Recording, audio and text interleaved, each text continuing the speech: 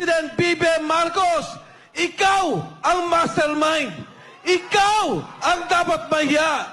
Ikaw ang dapat ikulong ng sambayanang Pilipino.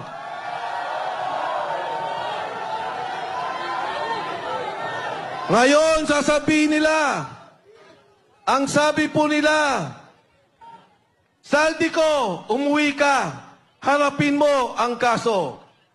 Ngayon, ang sabi nila, may kaso na si Saldico.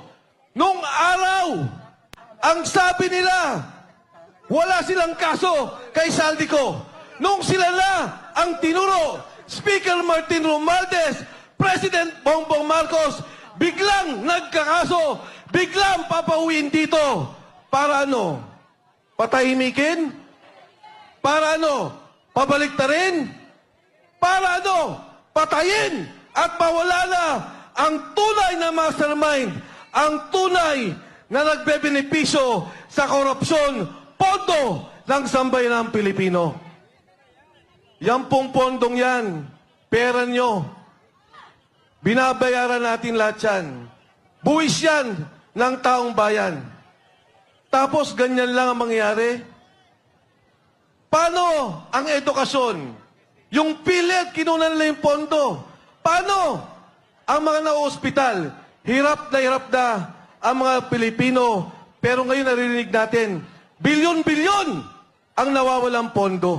Ang pong kinagulat, ang aking pong kinamangha. Dati ang sinasabi ko, imbestigahan ninyo si Saldico.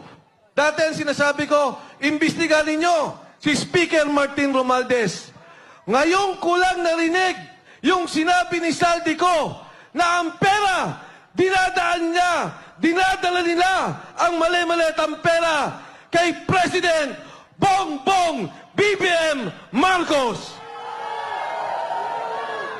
Ang sabi ni Pangulong Marcos, mahiya naman kayo. Ang sabi niya, ikulong ang nagnakaw. Ang hamon ko sa kanya, President BBM Marcos, ikaw ang mastermind. Ikaw ang dapat mahiya. Ikaw ang dapat ikulong ng sambayanang Pilipino. Nung una, si Sergeant Gutesa sabi niya, hindi ko kailangan ng protective custody o proteksyon ng Senado. Sabi niya, huwag niyo na rin po akong isama sa Witness Protection Program. Sasama siya sa mga kasama niyang Marines. Noong una, hindi po kami nakapag-usap ng direkta. May nagsasabi lang po kung ano ang kanyang mensahe. Ngayon, ang huling mensahe nung nakaraang 2 linggo, hindi na po siya pinoproteksyonan. Siya po ay kinukulong na, illegally detained ng kanyang makasama ng MC2 ng Philippine Marines.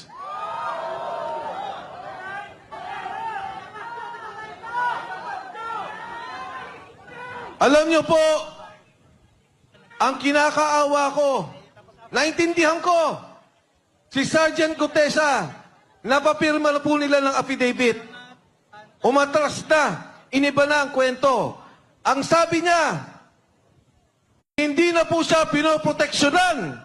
Siya po ay kinukulong na, illegally detained ng kanyang makasama ng MC2 ng Philippine Marines.